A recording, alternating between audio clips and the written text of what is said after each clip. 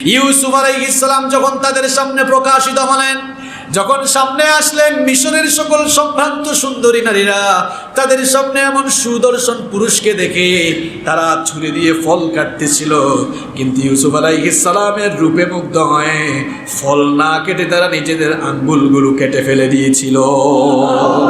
আল্লাহু আকবার। এবং বলেছিল, হাশা লিল্লাহ, মহিমা আল্লাহ, মা হাদা বাশারান, এটা কি আসলেই মানুষ? ইন হাদা ইল্লা মালাকুন কারীম, নাকি আল্লাহর কোনো ফেরেশতা? এমন মানুষ তো জীবনে কোনোদিন আমরা দেখি নাই। আল্লাহু আকবার। ইউসুফ আলাইহিস সালাম স্বপ্ন দেখলেন। স্বপ্ন দেখার পরে তিনি তার স্বপ্ন তার বাবার সাথে শেয়ার করলেন।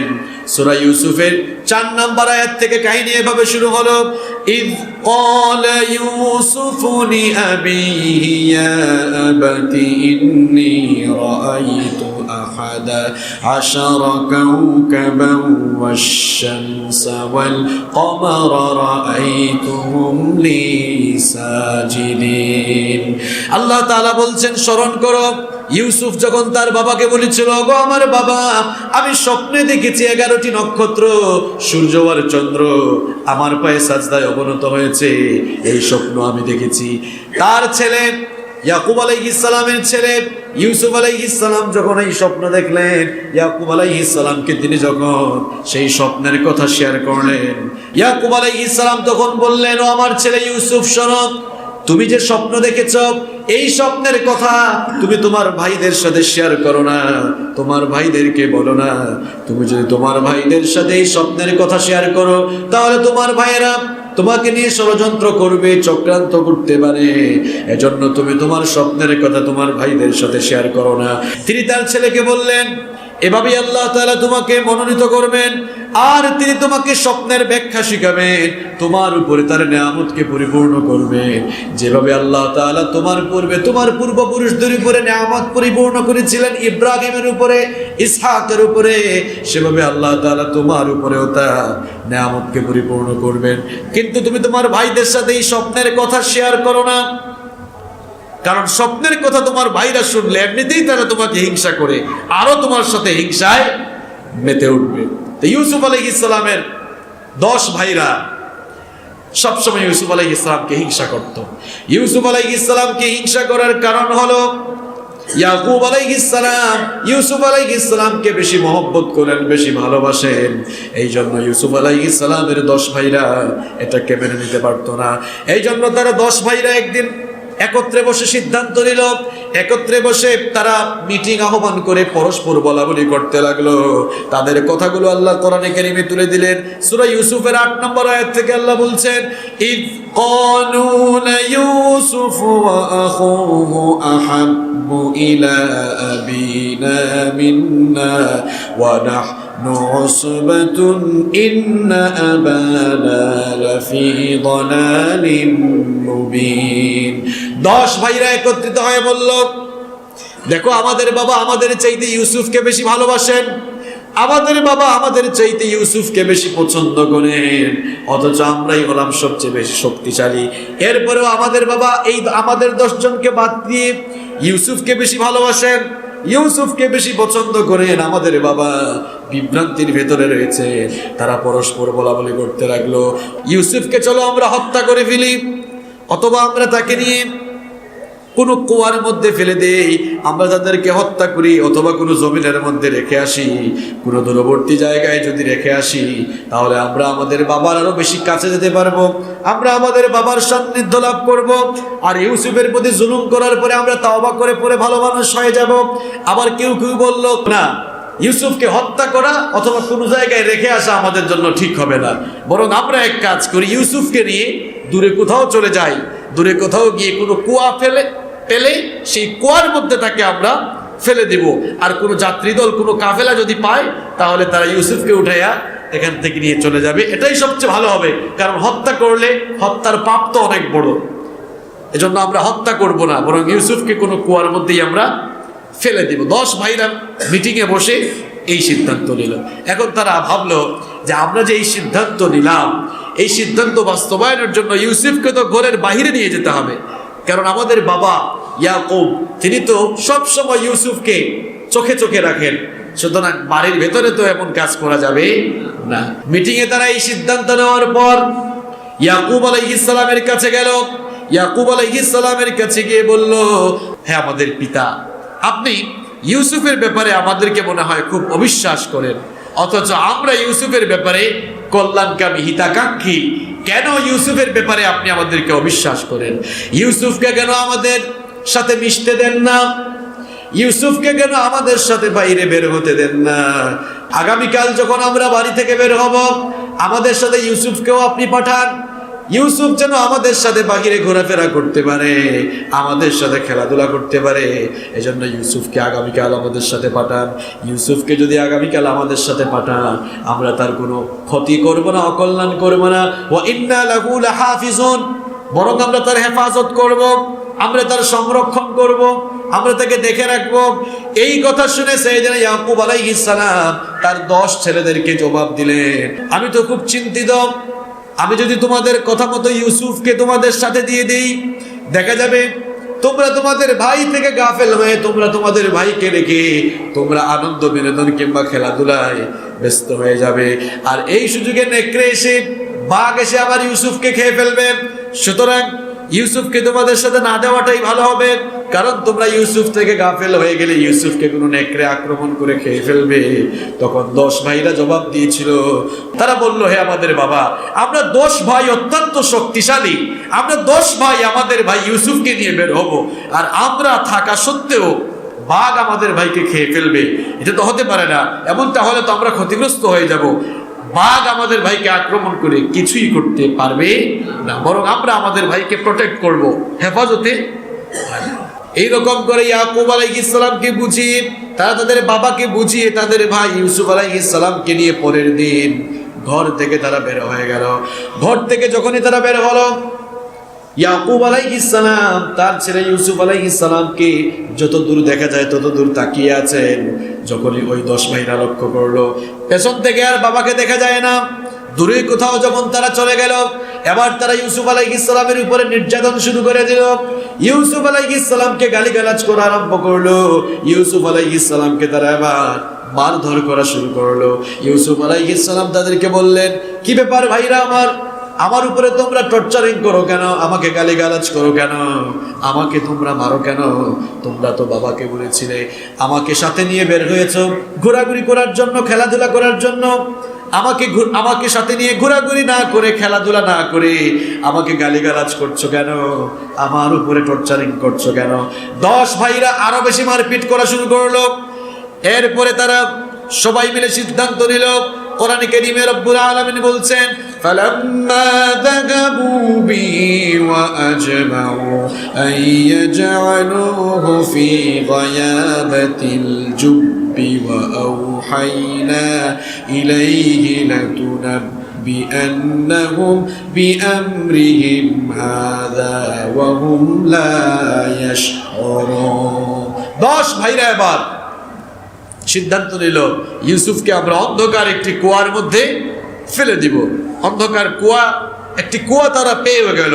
সেই কুয়ার মধ্যে ইউসুফ আলাইহিস সালামকে নিয়ে তার জামা খুলে ইউসুফ আলাইহিস সালামকে ওই অন্ধকার কুয়ার মধ্যে তারা ফেলে দিল। ইউসুফ আলাইহিস সালামকে অন্ধকার কুয়ায় ফেলে তারা ইউসুফ আলাইহিস সালামের জামায় এবার রক্ত মাখালো। একটা ছাগল জবাই করে ছাগলের রক্ত ইউসুফ আলাইহিস সালামের জামার মধ্যে মাখিয়ে দিল। তারপরে সেই রক্ত মাখা জামা নিয়ে তারা ইয়াকুব আলাইহিস সালাম অর্থাৎ তাদের বাবার কাছে গেল। ওয়াজাউ আবাহুম ইশাআন ইয়াবকুন, কান্না করে করে তাদের বাবা ইয়াকুব আলাইহিস সালামের কাছে তারা গেল।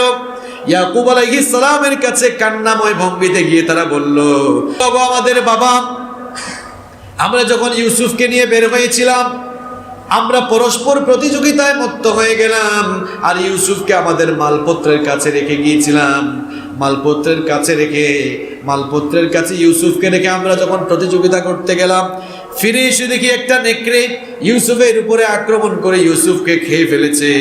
আপনি তো আমাদেরকে বিশ্বাস করবেন না, এই যে দেখেন রক্ত মাখা জামা নিয়ে এসেছি, ইউসুফকে যে বাঘে খেয়েছে, এই দেখেন ইউসুফের রক্ত এখনো জামার মধ্যে লেগে আছে। ইয়াকুব আলাইহিস সালাম তো নবী ছিলেন, নবীর সাথে মিথ্যা বললে নবী কি টের পাবেন না? নবীরা তো সাধারণ কোনো মানুষ নন, তারা অসাধারণ মানুষ। বাঘ কোনো বাচ্চাকে আক্রমণ করলে বাঘ কি এতই ভদ্র যে জামা কাপড় খুলে এরপরে আক্রমণ করবে?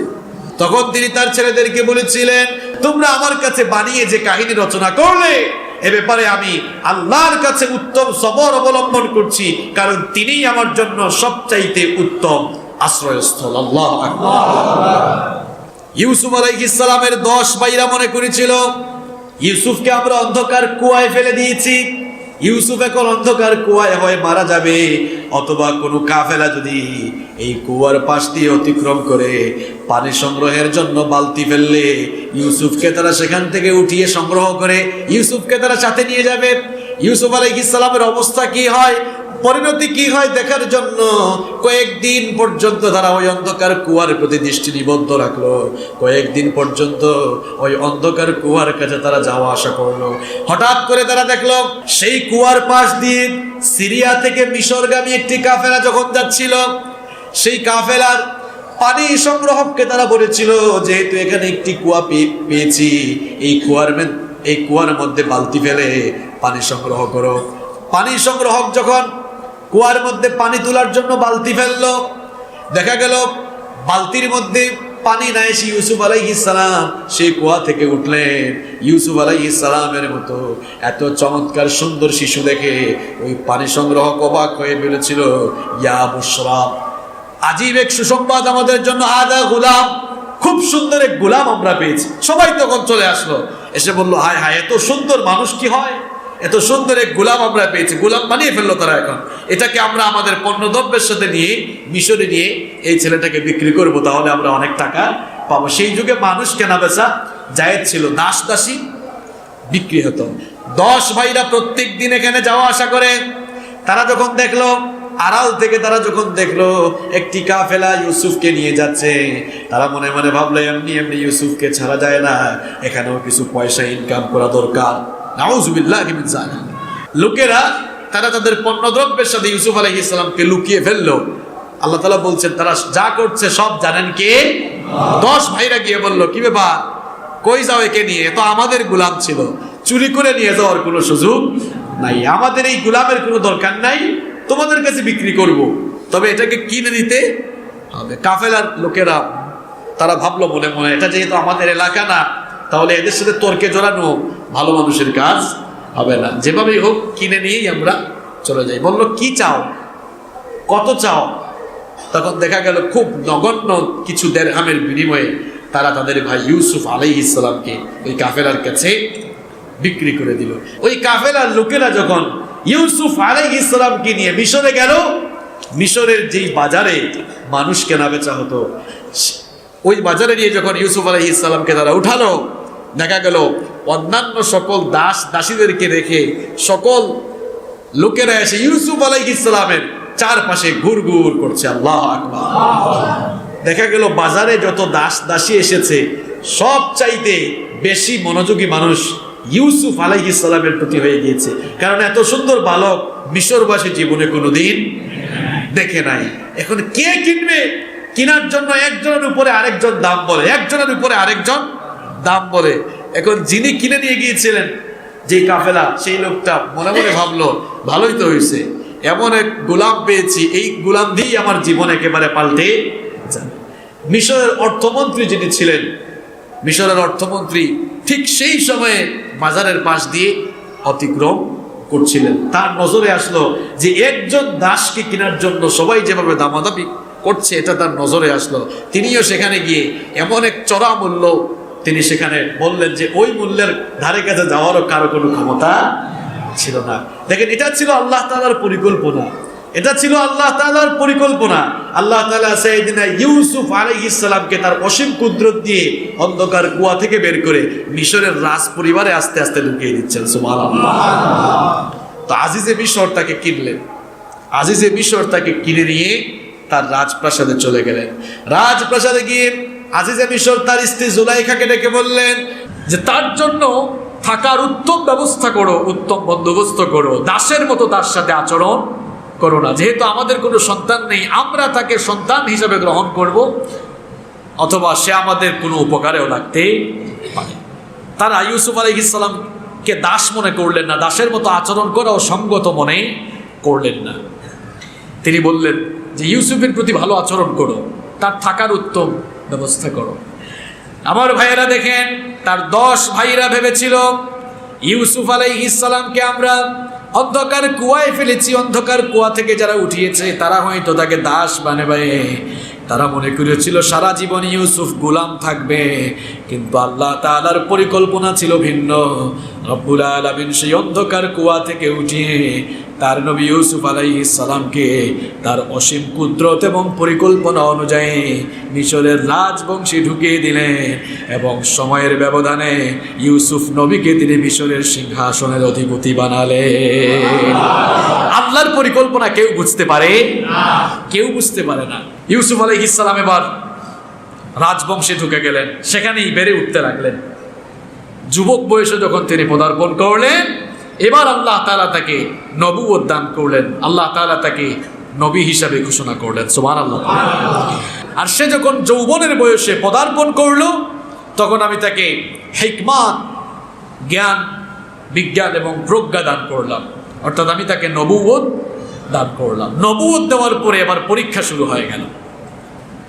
আসাদুন নাসি বালাআন বালাউল আম্বিয়া, পৃথিবীতে সবচেয়ে কঠিন পরীক্ষা নেওয়া হয়েছে আল্লাহর নবীদের কাছ থেকে। সুম্মাল আমসালু ফাল আমসাল, এরপরে তাদের অধস্তন যারা, অর্থাৎ যার তাকওয়া যত বেশি, যার ইমানের লেভেল যত বেশি, তার পরীক্ষাটাও ইমানের লেভেল অনুযায়ী হয়। ফায়ুবতালার রাজুলু আলা হাসাবি দীনিহি, আল্লাহর নবী বলেছেন যার দিনদারিতা যত বেশি, তার ইমানের পরীক্ষাও তত বেশি। ইউসুফ আলাইহিস সালামকে নবুয়ত দেওয়ার পরেই পরীক্ষা আবার শুরু হয়ে গেল। ইউসুফ আলাইহিস সালাম দেখতে এমনিতেই সুদর্শন ছিলেন, তাকে দেখলে চোখ ফেরানো যেত না। এই দুনিয়ার অর্ধেক সৌন্দর্য আল্লাহ তাআলা তাকে দান করেছিলেন। সুবহানাল্লাহ। এমন সুন্দর সুপুরুষ তিনি ছিলেন, তাকে দেখলে চোখ ফেরানো যেত না। রূপ, সৌন্দর্য, লাবণ্য, চারিত্রিক মাধুর্যতা, বিনয়, নম্রতা, কোমলতা, কোমনীয়তা, এক কথায় মানব চরিত্রের কোনো দিকই তার মধ্যে কমতি ছিল না, এবং রূপ সৌন্দর্যের এমন কোনো দিক বাকি নাই যা তার মধ্যে ছিল না। সুবহানাল্লাহ। এই ঘরেই তিনি বড় হচ্ছেন। আজিজে মিশরের স্ত্রী যিনি ছিলেন, তার নাম ছিল জুলাইখা, তিনিও ছিলেন মিশরের এক সম্ভ্রান্ত নারী। রূপে গুণে তারও কোনো কমতি ছিল না। ইউসুফ আলাইহিস সালাম তার চোখের সামনে বড় হচ্ছেন। যখন ইউসুফ আলাইহিস সালাম যৌবনে পদার্পণ করলেন, তিনি তার প্রতি প্রেমাসক্ত হয়ে পড়লেন। অতিমাত্রায় আসক্ত হতে হতে তিনি ইউসুফ আলাইহিস সালামকে কুপ্রস্তাব দিতে পর্যন্ত কার্পণ্য করলেন না। তিনি তার দাসীর মাধ্যমে ইউসুফ আলাইহিস সালামকে একদিন তার একেবারে খাস কামরায়, তার বেডরুমে আমন্ত্রণ জানালেন। তার খাস কামরায় আসার জন্য 7টি দরজা ছিল। ইউসুফ আলাইহিস সালামকে সেই খাস কামরায় নেওয়ার পর সব দরজায় তিনি লক করে দিলেন, তালা লাগিয়ে দিলেন, যাতে এখান থেকে বের হওয়ার আর কোনো সুযোগ না হয়। ইউসুফ আলাইহিস সালামকে তার খাস কামরায় আহ্বান করার পর সেই দুষ্ট নারী জুলাইখা ইউসুফ আলাইহিস সালামের সামনে এবার কুপ্রস্তাব পেশ করলো। কোরআনুল কারীমে রব্বুল আলামিন বলছেন, ওয়া রাওয়াদাতুহু আল্লাতী হুয়া ফী বাইতিহা আন নাফসি। আল্লাহ তাআলা বলছেন, ওই নারী তাকে কুপ্ররোচিত করলো, কুপ্রস্তাব পেশ করলো। وغلقت الأبواب وقالت هيت لك قال معاذ الله। ওই নারী সব দরজা বন্ধ করে দিয়ে তাকে বলল, হাইতা লাক, আসো আমার কাছে আসো, আমার অভিপ্রায় তুমি পূরণ করো, আমার ইচ্ছা পূরণ করো।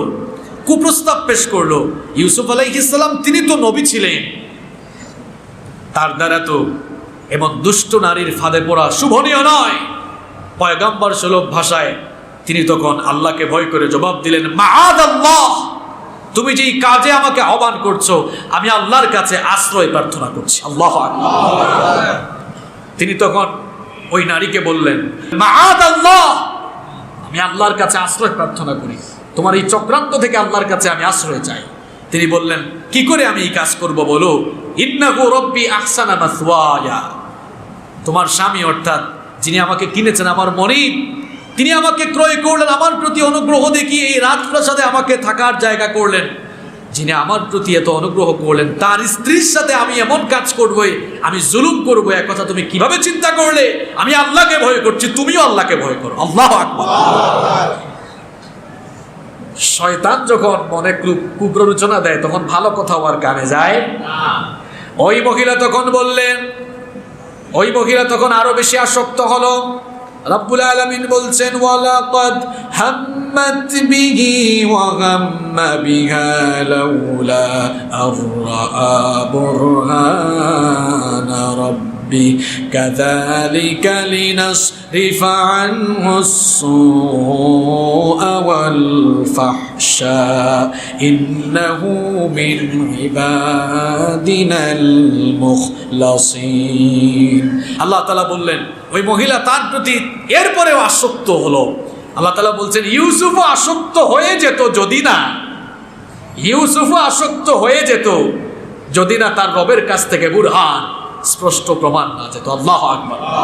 সেই স্পষ্ট প্রমাণ কি? মুফাসসিরিনে কেরাম এই আয়াতের তাফসীরে বলছেন, তারা বলছেন সেই স্পষ্ট প্রমাণ মানে আল্লাহ তাআলা ঠিক তখন তার বাবা ইয়াকুব আলাইহিস সালামের প্রতিচ্ছবি তাকে দেখালেন। আবার কেউ কেউ বলেছেন আল্লাহ তাআলা সেই সময় আজিজে মিশর যিনি তাকে ক্রয় করেছিলেন তার চেহারা দেখালেন, যেন তিনি জুলুম করে না বসেন। আবার কেউ কেউ বলছেন আল্লাহ তাআলা তখন তাকে ফেরেশতার মাধ্যমে তার বিবেক জাগ্রত করে দিয়েছিলেন, কারণ তিনি আল্লাহর পয়গাম্বর ছিলেন।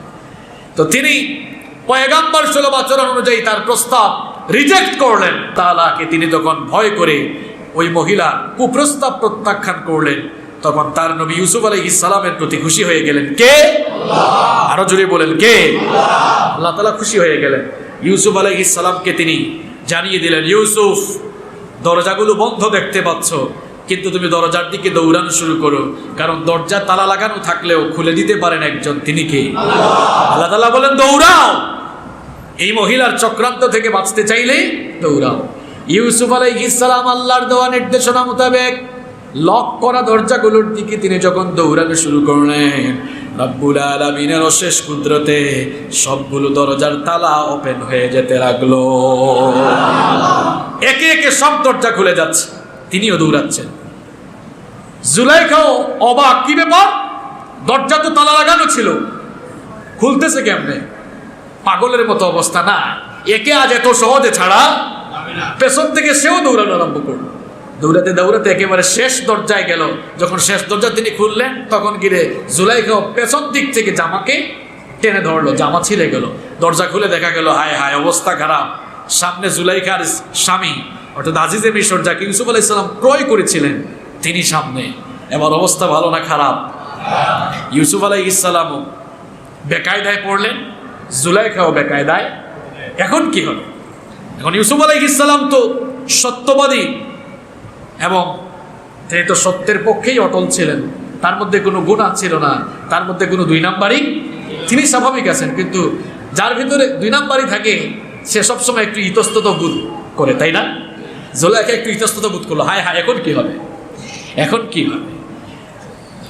বাঁচার জন্য জুলাইখা তখন তার স্বামীকে বলল, قالت ما جزاء من أراد بأهلك سوءا إلا أن يسجن أو عذاب أليم।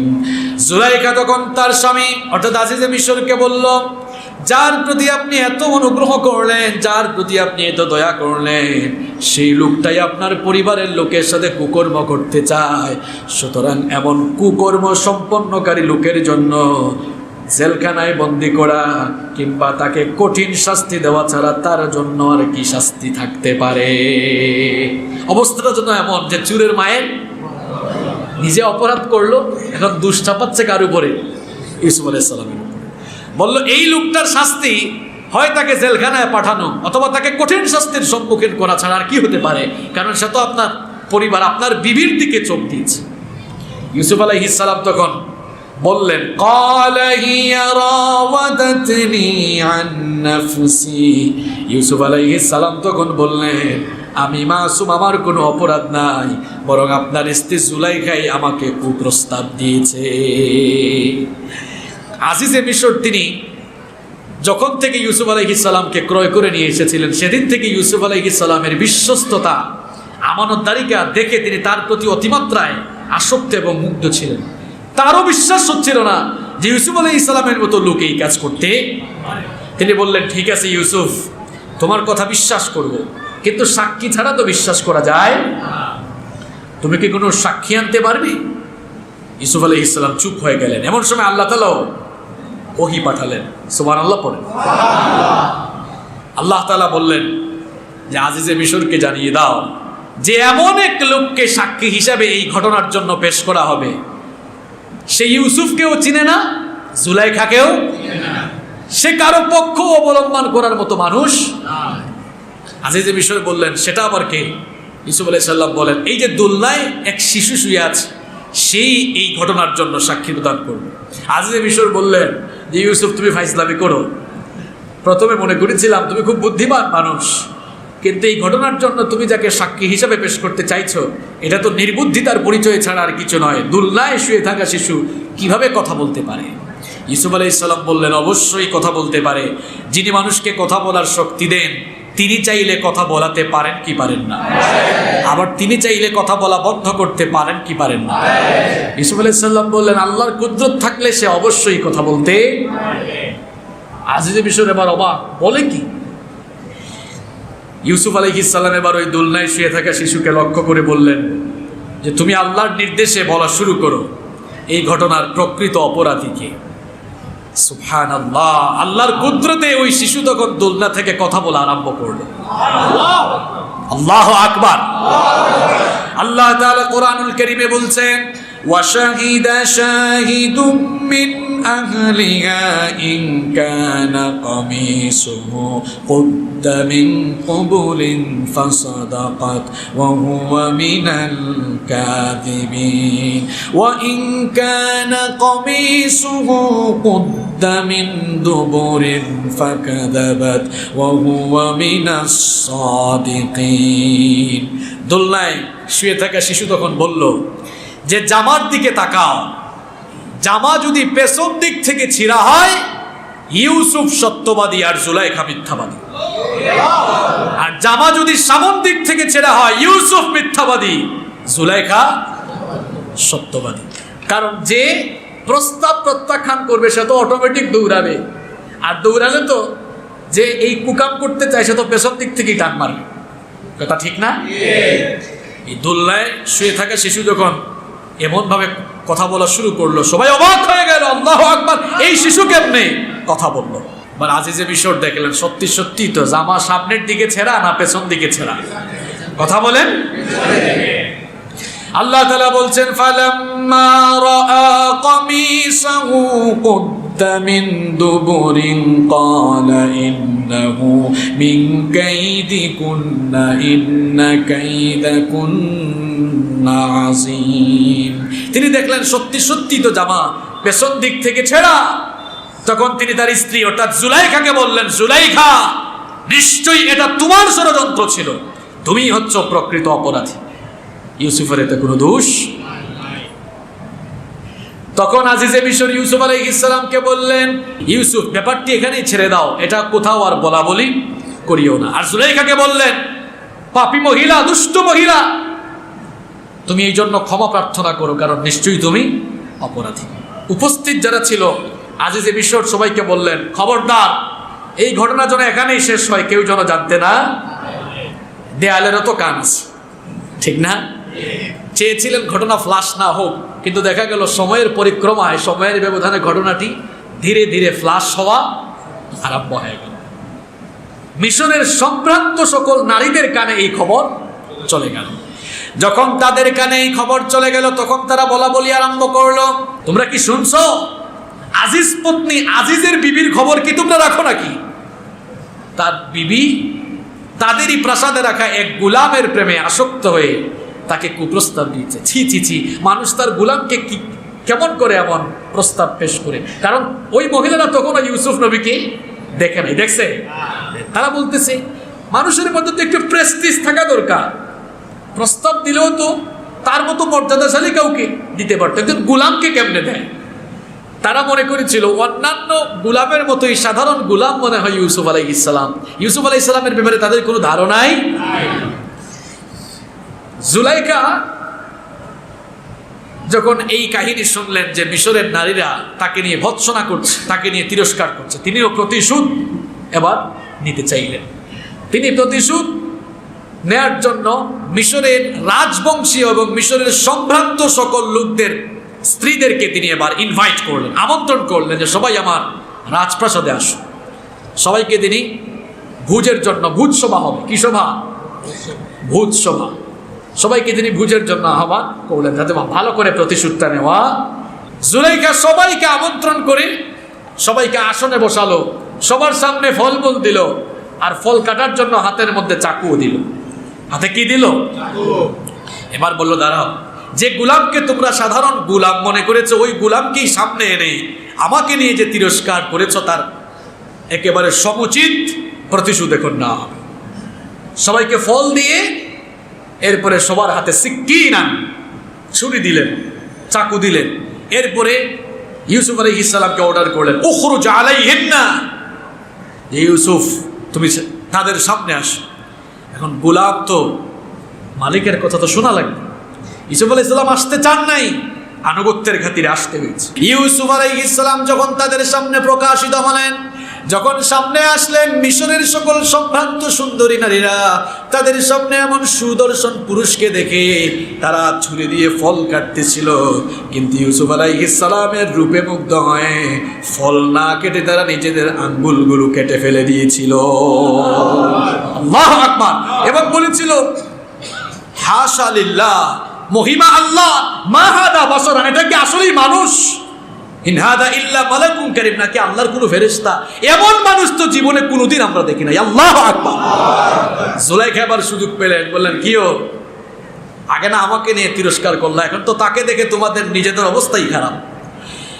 এক মুহূর্ত তাকে দেখে আঙ্গুল কেটে ফেলতেছো, আর আমি তাকে বছরের পর বছর দেখতেছি। তোমরা যদি আঙ্গুল কাটতে পারো, আমার কি কলিজায় দাগ লাগে না? তোমরা এক মুহূর্ত দেখছো, আর আমি তো তাকে প্রতি মুহূর্তে সামনে দেখি। তখন ওই নারীরা বুঝতে পারল। তখন জুলাইখা আর সত্য কথা চেপে রাখতে পারলেন না, সত্য কথা বলেই দিলেন, যার ব্যাপারে তোমরা আমাকে তুচ্ছতাচ্ছিল্য করেছো, তোমরা আমাকে তিরস্কার করেছো, ভৎসনা করেছো, এখন তো আমি চাইলে তার ব্যাপারে আমিও তোমাদেরকে ভৎসনা করতে পারি। কি প্রতিশোধ নিল? এরপরে বলল যে, আমি বলছি শোনো, আসলে আমিই তাকে কুপ্রস্তাব দিয়েছিলাম, সে পবিত্র ছিল, সে নিজেকে সংযত রেখেছে। এখন তোমাদের সামনে আমি ঘোষণা করছি, ইউসুফ যেহেতু আমার গোলাম, সুতরাং আমার আদেশ মানতে সে বাধ্য। যদি সে আমার আদেশ না মানে, তাহলে আমি তাকে কারাগারে নিক্ষেপ। ইউসুফ আলাইহিস সালাম তখন আল্লাহর কাছে আহাজারি করলেন, ফরিয়াদ করলেন, আমার রব, এই দুষ্ট মহিলা আমাকে যে কাজের দিকে আহ্বান করছে, হয়তো তার আদেশ মানলে আমি রাজপ্রাসাদে অনেক ফ্যাসিলিটি পাবো, অনেক সুযোগ সুবিধা পাবো, কিন্তু এই ফ্যাসিলিটি, এই সুযোগ সুবিধার চাইতে আমি তো তোমাকে ভয় করি, তোমাকে ভয় করে আমি এই খারাপ কাজ থেকে বেঁচে আমি যদি কারাগারেও যাই, এই কারাগার আমার জন্য রাজপ্রাসাদের চাইতে আরো কল্যাণকর। সুবহানাল্লাহ। তিনি যখন আল্লাহর কাছে ফরিয়াদ করলেন, আল্লাহ তাআলা তার নবী ইউসুফের ফরিয়াদ কবুল করে তাকে জানালেন। তিনি তার নবী ইউসুফের ডাকে সাড়া দিলেন এবং তাকে ওই মহিলার চক্রান্ত থেকে বাঁচালেন। শেষ পর্যন্ত ইউসুফ আলাইহিস সালামকে কারারুদ্ধই করে দেওয়া হলো, কারাগারে তিনি চলে গেলেন।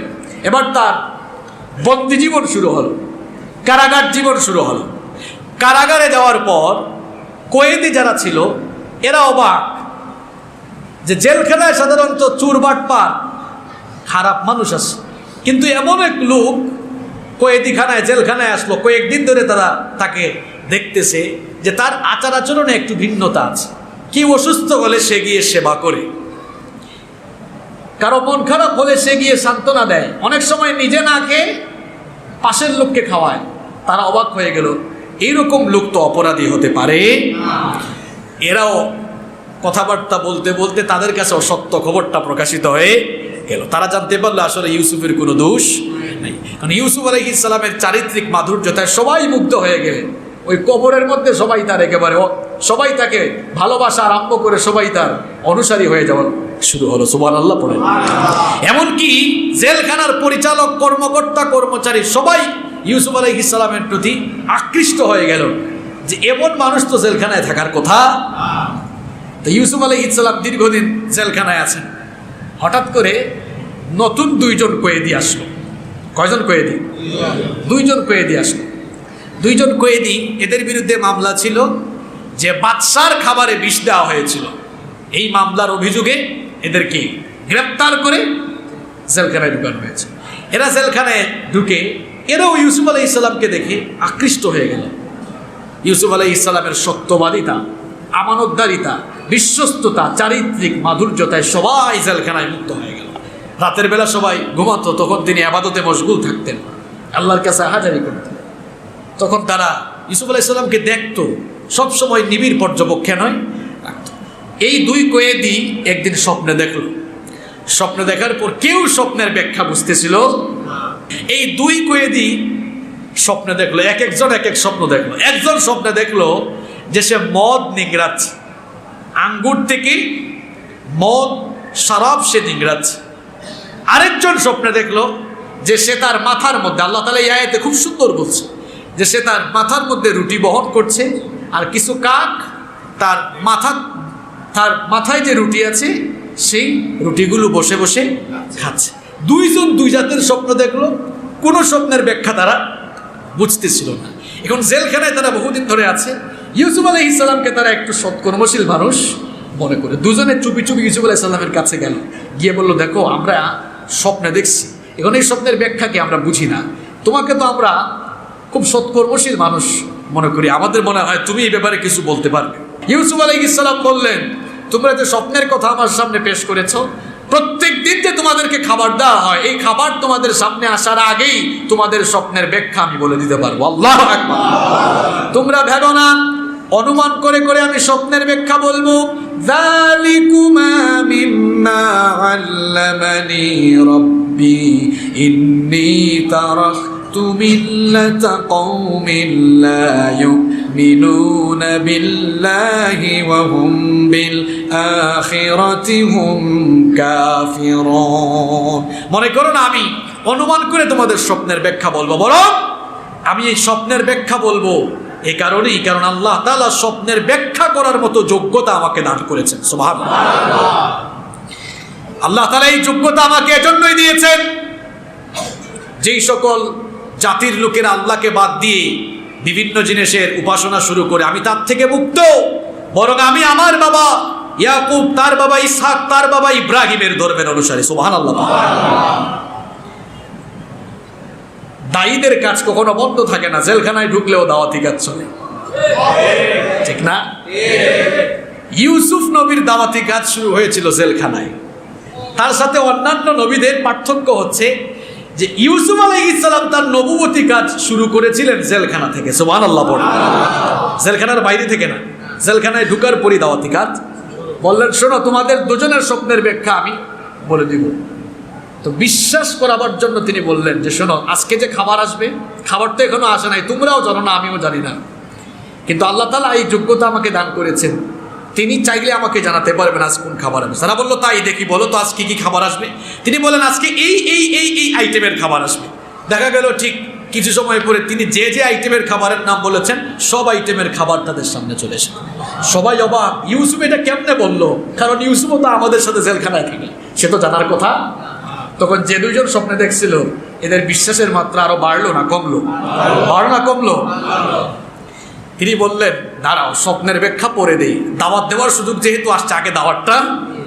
তখন তিনি আগে দাওয়াত দিলেন, বললেন, ইয়া সাহিবাইস সিজনি আরবাবুম মুতাফাররিকুনা খায়রুন আমিল্লাহুল ওয়াহিদুল কাহ্হার। আল্লাহু আকবার। তিনি বললেন, আচ্ছা বলো তো আমার কারাগারের সাথীরা, ভিন্ন ভিন্ন একাধিক খুদা ভালো নাকি এক আল্লাহ ভালো? তিনি বললেন, দেখো তোমরা এবং তোমাদের পিতৃপুরুষরা বিভিন্ন দেবতা বানিয়ে এক একটার এক এক নাম দিয়ে তার পূজা তোমরা করো, অথচ এ ব্যাপারে আল্লাহ তাআলার পক্ষ থেকে সুস্পষ্ট কোনো প্রমাণাদি আসে নাই। এগুলোর ইবাদত বাদ দাও। ইনিল হুকমু ইল্লা লিল্লাহ, বিধানের মালিক তো কেবল আল্লাহ। আমারা আল্লাহ তা'বুদু ইল্লা ইয়্যা, তিনি আদেশ দিয়েছেন তিনি ছাড়া আর কারো ইবাদত করা যাবে। যালিকাদ দীনুল কাইয়্যিম, এটি হচ্ছে সুস্পষ্ট দিন, এটা সঠিক দিন। এই দিন গ্রহণ করো। এই দিন ছাড়া তোমাদের জাতির লোকেরা যে ধর্মের উপাসনা করছে, যে দেবতাদের উপাসনা করছে, এগুলো ভ্রান্ত এবং বাতিলের মধ্যে কোনো কল্যাণ। এরপরে বললেন যে দেখো, আমি ওই রবের দাওয়াত দিচ্ছি যিনি একত্ববাদী আল্লাহ, যিনি এক অদ্বিতীয়, যার সাথে কোনো শরীক, আর তিনি আমাকে স্বপ্নের ব্যাখ্যা শিক্ষা দিয়েছেন। এবার আমি তোমাদের স্বপ্নের ব্যাখ্যা দিচ্ছি, সত্য হলে আমার উপরে তোমরা ঈমান আনবে। সত্য হলে আমার উপর কি আনবা? তিনি বললেন আমি কারো নাম মেনশন করবো না, তাহলে তোমরা ভয় পেয়ে যাবা। আমি শুধু স্বপ্নের ব্যাখ্যা বলে দিচ্ছি। তোমাদের দুইজনের মধ্যে একজন এই মামলায় খালাস পেয়ে যাবে। খালাস পেয়ে সে বাদশার শরাব পানকারী লোক হিসাবে নিযুক্ত হবে, আর আরেকজনকে শুলে চড়ানো হবে। শুলে চড়ানোর পর তার মাথায় কাক বসে তার মাথাকে ছিন্ন বিচ্ছিন্ন করে খাবে। তিনি স্বপ্নের ব্যাখ্যা দিলেন। কিছুদিন পরে দেখা গেল ইউসুফ আলাইহিস সালামের দেওয়া স্বপ্নের ব্যাখ্যা অনুযায়ী একজন ঠিকই খালাস পেল। খালাস পেয়ে কি হলো? বাদশার শরাব দানকারী ওই পদে নিযুক্ত হলো, আর একজনকে শুলে চড়ানো হলো। কারাগারের সাথীরা যখন দেখলো হায় হায়, ইউসুফ যা বলতে সব সত্য, এটা তো ইউসুফের নিজের বানানো কথা না, তখনই সে বলেছিল তার একত্ববাদী রব তাকে এগুলো জানিয়েছেন। সুতরাং আমরা আর গুমরাহিতে পড়ে থাকতে চাই না। সবগুলা কালেমা পড়ে ওই কারাগারের ভেতরেই মুসলমান হয়েছে। আর যে লোকটা জামিন পেল, সে যখন চলে যাচ্ছিল, ইউসুফ আলাইহিস সালাম তাকে ডেকে বললেন যে শোনো, তুমি যখন জামিন পেয়ে যাবা, বাদশার কাছে আমার কথা একটু বলবা যে কারাগারে একজন লোক আছে, সে অসহায়, তাকে সেখানে জুলুম করে কারাগারে বন্দী করে রাখা হয়েছে। কিন্তু সে কারাগার থেকে বের হয়ে যাওয়ার পর শয়তান তার মনকে ভুলিয়ে দিল, ভুলা মন বানিয়ে দিল। সে আর বলল না।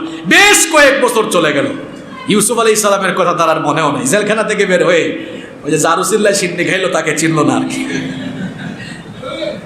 বের হওয়ার পরে আর মনে।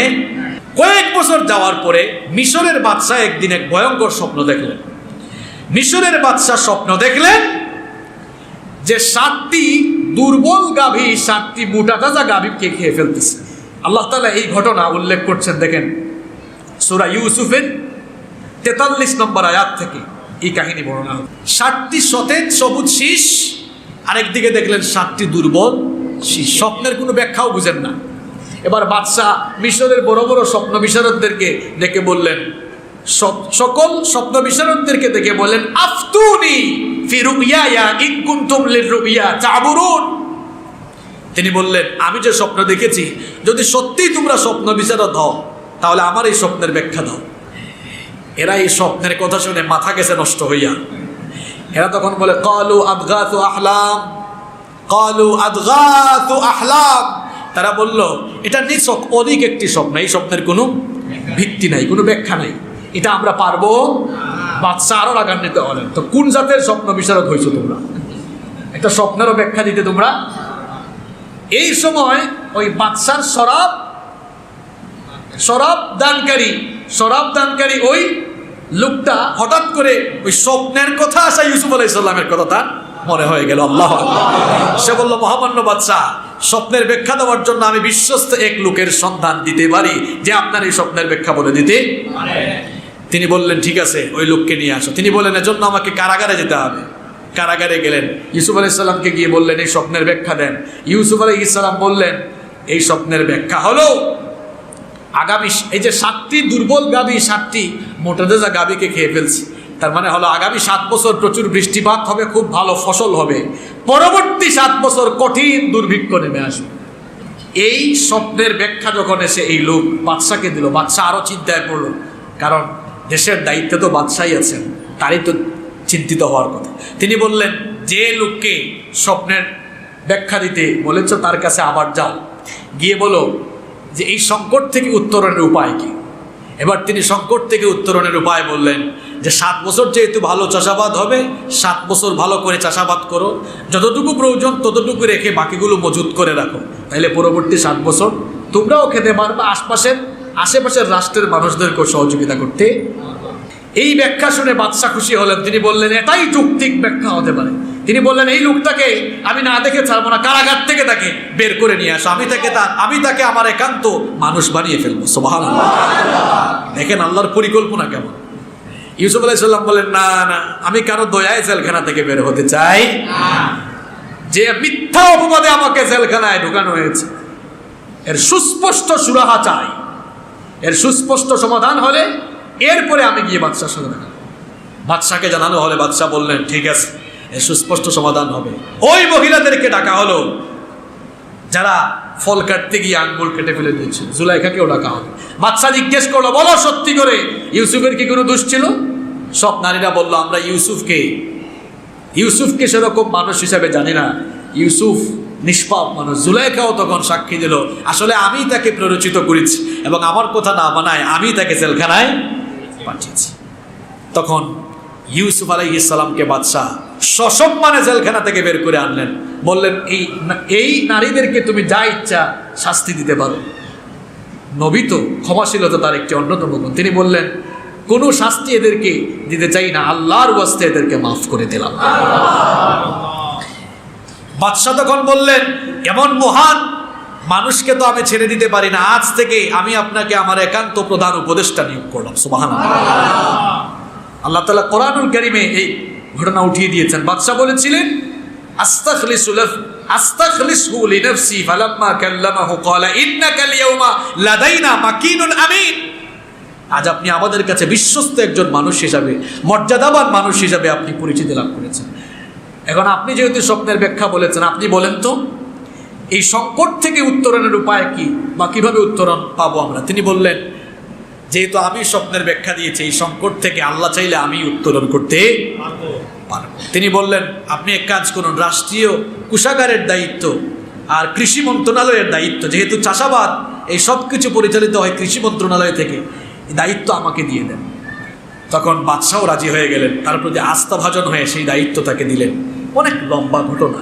এই 7 বছর তার দায়িত্বে চাষাবাদ হলো, দেখা গেল প্রচুর ফসল হলো। 7 বছর পরে ঠিকই দুর্ভিক্ষ নেমে এসেছে, আশেপাশের রাষ্ট্র থেকে মানুষ আসা শুরু হলো। এবার দেখা গেল কেনান, যেখানে তার বাবা ইয়াকুব আলাইহিস সালাম বাস করেন, ওই কেনান থেকে ওই 10 ভাই, কোন 10 ভাই মনে আসতো? যে 10 ভাই কূপে ফেলে দিয়েছিল, ওই 10 ভাইরাও তারাও গাট্টি গুট্টা নিয়ে মিশরে এসেছে। ইউসুফ আলাইহিস সালাম তো তার 10 ভাইকে দেখেই চিনে ফেলেছে, নিজের পরিচয় দেন নাই। তিনি তাদেরকে খুব মেহমানদারি করলেন। সুবহানাল্লাহ, নবীর আচরণ দেখে তিনি চাইলে মিশরের ক্ষমতার এখন মালিক তিনি, প্রতিশোধ নিতে পারতেন কি পারতেন না? প্রতিশোধ দিলেন না, বরং ভাইদেরকে উত্তম মেহমানদারি করলেন। আপনি হইলে কি হইতেন? সবগুলাকে ধরে ইচ্ছা মতো পিটা, যা করছে আমার, ঠিক না? ইউসুফ আলাইহিস সালাম বললেন তার কর্মচারীদেরকে সবাইকে উত্তম মেহমানদারির ব্যবস্থা করো। সুবহানাল্লাহ। খুব ভালো মেহমানদারি করলেন। যাওয়ার সময় প্রত্যেককে পরিমাণ মতো দিয়ে দিলেন। যারাই তখন আসতো অল্প কিছু মূল্য দিয়ে এরপরে এই জিনিসপত্র নিয়ে যেত। ইউসুফ আলাইহিস সালাম দেখলেন তার ভাইদের অবস্থা খারাপ, আর্থিক সংকটে আছে। কর্মচারীদেরকে বললেন শোনো, ওরা যেন না জানে তারা যে জিনিসগুলো দিয়েছিল, বিনিময় দিয়েছিল, দেরহামগুলো আবার তাদের গাঁটের ভেতরে তাদের অজান্তেই ঢুকিয়ে দিও। সুবহানাল্লাহ, কি দয়াশীলতা! এরা বাড়িতে যাওয়ার সময় ইউসুফ আলাইহিস সালাম বললেন, এর আগে ইউসুফ আলাইহিস সালাম তাদের সাথে কথাবার্তা বলার ক্ষেত্রে অপরিচিত লোকদের মতো কথা বলেছিলেন, পরিবারেরও খোঁজ নিলেন। বললেন তোমরা কয় ভাই? এরা বললো 11 ভাই। 12 ভাই কিন্তু, তো বললো 10 তো নষ্ট করুন, আরেকজন কোথায়? বললো আমার এক ভাই আছে, আমাদের এক ভাই বিনিয়ামিন, আমাদের বাবা কখনো তাকে একা ছাড়েন না, এই জন্য তাকে নিয়ে আসতে। তিনি বললেন ঠিক আছে যাও, আগামীবার আসার সময় তোমাদের ভাইকে নিয়ে আসিও, নিয়ে আসলে এখন যা দিয়েছি আগামীবার ভাইকে নিয়ে আসলে ডবল দিব, আর যদি ভাইকে নিয়ে না আসো কিচ্ছু দিব না। এবার ঠেলা আছে না নাই? বাড়িতে গেল, গিয়ে তারা তাদের বাবা ইয়াকুব আলাইহিস সালামকে বলল, বাবা মিশরের যিনি ক্ষমতায় আছেন এখন খুব ভালো মানুষ, এত মেহমানদারি করেছেন। তিনি বললেন তাই, নিশ্চয়ই তিনি মহান কোনো মানুষ হবেন। তারা মেহমানদারির সব বর্ণনা দেওয়া আরম্ভ করলো। এখন তারা যখন তাদের গাট্টি গুট্টা খোলা আরম্ভ করলো, দেখা গেল যে ত্রাণের সাথে তাদের দেওয়া ওই দেরহামগুলো ফিরিয়ে দেওয়া হয়েছে। তারা বললো বাবা ঠিকই বলছেন আপনি, তিনি একজন মহান মানুষ, দেখছেন আমরা যা দিয়েছিলাম আমাদেরকে আবার আমাদের অজান্তে ফিরিয়েও দিয়েছে। তারা বললেন বাবা এই লোকটা ভালো, আবার গেলে তার কাছ থেকে আরো বেশি পাওয়া যাবে, কিন্তু শর্ত দিয়ে দিয়েছেন আগামীবার যাওয়ার সময় বিনিয়ামিনকে যেন কাছে সাথে নিয়ে। তিনি বললেন না না, আরেকবার ইউসুফকে দিয়ে তোমরা যে কাজ করছো, এখন বিনিয়ামিনকে তোমাদের সাথে দিয়ে এই ভুল আমি দ্বিতীয়বার করব। তারা বলল, বাবা আল্লাহর কসম করে বলছি, প্রতিজ্ঞা করছি, ইউসুফের সাথে যা হয়েছে বিনিয়ামিনের সাথে তা হবে। খুব ফুসলালো, যেভাবে হোক বুঝিয়ে শুনিয়ে তারা বিনিয়ামিনকে নিয়ে গেল। ইউসুফ আলাইহিস সালাম যখন দেখলেন পরের বার বিনিয়ামিনকে নিয়ে আসছে, বিনিয়ামিন ছিলেন তার আপন ভাই, সুবহানাল্লাহ, আর বাকিরা তার বৈমাত্রীয় ভাই। বিনিয়ামিনকে তার কাছে নিয়ে গেলেন, সব আল্লাহ তাআলা সূরা ইউসুফের মধ্যে ঢুকিয়ে দিয়েছে। কাছে নিয়ে বললেন, চুপি চুপি বললেন, তোমার ভাই ইউসুফের কথা মনে আছে? আমি তোমার সেই ভাই ইউসুফ। সুবহানাল্লাহ। চুপি চুপি বললেন, এরা যেন না শোনে। তিনি বললেন, শোনো, আমি তোমাকে আমার কাছে রেখে দিব, এরা যেন না জানতে পারে। আমি তোমাকে যে কোনো কৌশলে রাখবো, আমার পান পাত্র তোমার গাট্টির ভিতরে ঢুকাই দিয়া তোমাকে চুর বানাইয়া দাস বানিয়ে আমার কাছে রেখে দিব, যেটা তুমি আমার কাছে থাকো। এটা একটা কৌশল মাত্র। এরা যাওয়ার সময় সবার গাটের ভেতরে সবকিছু দেওয়া হলো, আর তিনি কর্মচারীদেরকে বললেন যে বিনিয়ামিনের গাট্টির মধ্যে কি করবা, আমার পান পাত্রটা ঢুকিয়ে দিবে। এরা যখন গাট্টি কুট্টা নিয়ে চলে যাচ্ছে, তখন তিনি কর্মচারীদেরকে পাঠালেন, গিয়ে বলো যে মহামান্য বাদশার পানপাত্র চুরি হয়েছে, এই কাফেলাকে আটকাও। আটকানো হলে এরা বলল, খবরদার আমাদেরকে চুর বলো না, আমরা নবীর আওলাদ, নবীর সন্তান, আমরা চুরি করতে পারি। তারা বলল, দেখো, যাচাই বাছাই না করে এরকম দাবি করা যাবে, আমাদেরকে যাচাই বাছাই করতে দাও। তারা বলল, যাচাই বাছাই করা লাগবে না, তোমরা জানো না আমরা নবীর বংশ, আমরা এই কাজ করতে পারি না। তারা বললো, যদি পেয়ে যাই তাহলে কি হবে? তারা বললো, যার কাছে বাবা তাকে তোমরা তোমাদের গোলাম বানিয়ে ফেলবে। সুযোগ আসে কি আসে না? দেখা গেল বিনিয়ামিনের গাটের ভেতরে পাওয়া গিয়েছে। এরা বলল, এত চুরি করবেই, কারণ তার ভাইও চুর ছিল, চুরের ভাই তো চুরি হয়। ইউসুফ আলাইহিস সালাম মনে মনে খুব কষ্ট পেলেন, তখনও তার পরিচয় তিনি দেন নাই। ইউসুফ আলাইহিস সালাম তখন মনে মনে বললেন, তোরা যে কোন জাতের নিকৃষ্ট, এটা তো আমি ছাড়া কি আর জানে। সবর করলেন, চলে গেলেন তার ভাইকে নিয়ে। এরা তখন বললো, হায় হায়, নিয়ে তো যাচ্ছে, এখন আমাদের বাবার সাথে তো ওয়াদা করে আসছিলাম, এখন কি হবে? বড় যে ছিল সে বললো, তোরা জানে ভাই, আমি যাব না, বাবার সামনে মুখ দেখানো যাবে, আমি যেভাবেই হোক কথাবার্তা বলে ভাইকে ছুটায় নিয়ে এরপরে এরা চলে গেল। গিয়ে যখন ইয়াকুব আলাইহিস সালামকে বললো, ইয়াকুব আলাইহিস সালাম বললেন, তোমরা আমার ছেলে ইউসুফের সাথে যে আচরণ করেছো, বিনিয়ামিনের সাথেও তোমরা সেই আচরণ করলে। কান্নাকাটি বাড়িয়ে দিলাম, কাঁদতে কাঁদতে তার দু চোখ অন্ধ হয়ে গেল, আহাজারি বাড়তে লাগলো। ওইদিকে তার এই ছেলে, ইয়াকুব আলাইহিস সালামের ছেলে যিনি মিশরে ছিলেন, তিনিও বহু জায়গায় গিয়েও ছুটাতে পারলেন। তখন তিনিও আবার কেনানে চলে গেলেন। ইয়াকুব আলাইহিস সালাম নিজে একটি পত্র লিখলেন তার কাছে, যে আমার এই ছেলেটার প্রতি আমার আলাদা আন্তরিকতা আছে, আপনি তাকে পাঠিয়ে দিন। ইউসুফ আলাইহিস সালাম এটা দেখে আবেগ আপ্লুত হয়ে পড়লেন, তখন আর পরিচয় গোপন রাখলেন না, তখন তিনি পরিচয় প্রকাশ করলেন।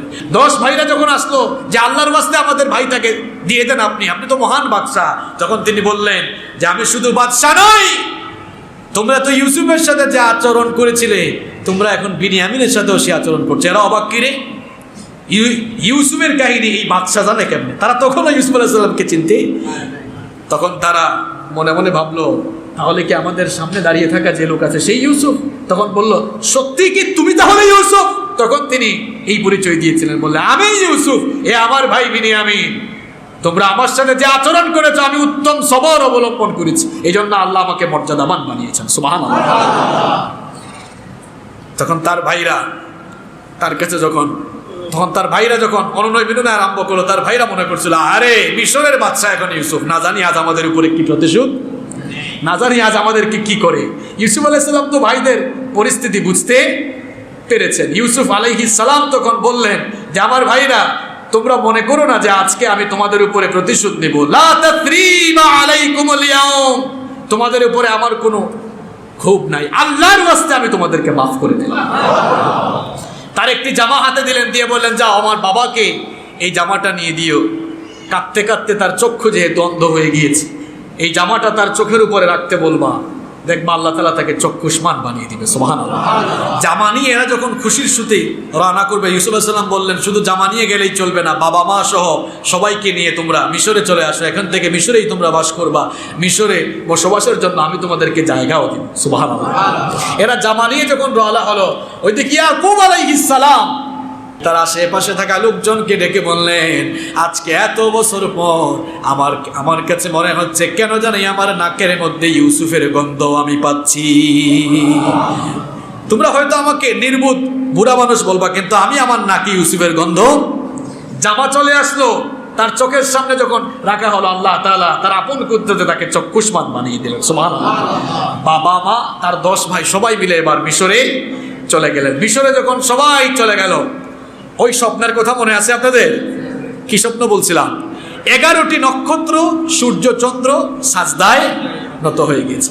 সবাই যখন মিশরে চলে গেল, সূরা ইউসুফের 99 নম্বর আয়াতে আল্লাহ তাআলা বলছেন, فَلَمَّا دَخَلُوا عَلَى يُوسُفَ آوَى إِلَيْهِ أَبَوَيْهِ وَقَالَ ادْخُلُوا مِصْرَ إِنْ شَاءَ اللَّهُ آمِنِينَ। এরা যখন মিশরে ঢুকলো, তিনি বললেন আল্লাহর ইচ্ছায় আপনারা মিশরে নিরাপদে প্রবেশ করুন। وَرَفَعَ أَبَوَيْهِ عَلَى الْعَرْشِ وَخَرُّوا لَهُ سُجَّدًا وَقَالَ يَا أَبَتِ هذا تأويل رؤياي من قبل قد جعلها ربي حقا। সবাই যখন রাজপ্রাসাদে ঢুকলো, ইউসুফ আলাইহিস সালাম রাজ সিংহাসনে তার বাবা এবং মাকে বসালেন। 10 ভাইয়েরা তখন সাজদায় নত হয়ে গেল, তার মা বাবাও সাজদায় নত হয়ে গেলেন। ইউসুফ আলাইহিস সালাম তখন বললেন, বাবা এতদিনে আমি ওই স্বপ্নের ব্যাখ্যা বুঝতে পেরেছি। আল্লাহ তাআলা আমাকে নবুয়তের পাশাপাশি রাষ্ট্র ক্ষমতা দিয়ে মর্যাদা সম্পন্ন করেছেন। আর 11টি নক্ষত্র মানে আমার 11 ভাই, আর চন্দ্র সূর্য মানে আমাদের মা বাবা। আজকে আমার মর্যাদা দেখে আমার সামনে তোমরা যে নত হয়েছ, এই সম্মান আর মর্যাদা আল্লাহ আমাকে দান করেছে। এরপরে তিনি আল্লাহ তাআলাকে বললেন, রব্বি কদ আতাইতানি মিনাল মুলকি ওয়া আল্লামতানি মিন তাউইলিল আহাদিস ফাতিরাস সামাওয়াতি ওয়াল আরদি আনতা ওয়ালিয়্যি ফিদ দুনিয়া ওয়াল আখিরা তাওয়াফফানি মুসলিমান ওয়া আলহিকনি বিস-সালিহিন।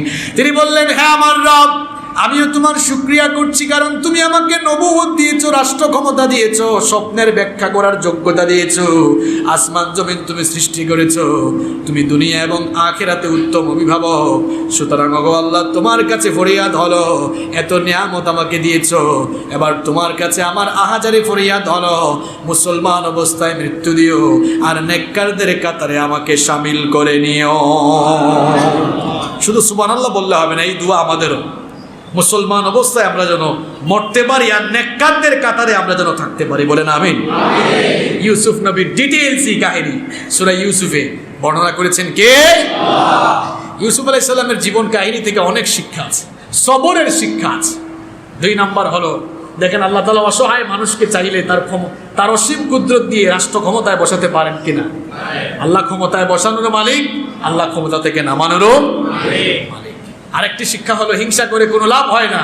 যে 10 ভাইরা এত হিংসা করলো, তারা চেয়েছিল ইউসুফ আলাইহিস সালামের চাইতে তারা বেশি স্ট্যাটাস ওয়ালা হবে, হতে পেরেছে? ইউসুফ আলাইহিস সালামকে আল্লাহ মর্যাদাবান বানিয়েছেন। আল্লাহ কাউকে সম্মানিত করতে চাইলে, মর্যাদাবান বানাতে চাইলে, কেউ তাকে অসম্মানিত বেইজ্জত করতে পারে না। ইউসুফ নবীর এই জীবনী থেকে আমরা যেন এই শিক্ষাগুলো নিতে পারি, আল্লাহ তাআলা আমাদেরকে সেই তৌফিক দান করেন। আলোর পথে 24 24 ঘন্টা শুধু ইসলাম প্রচার।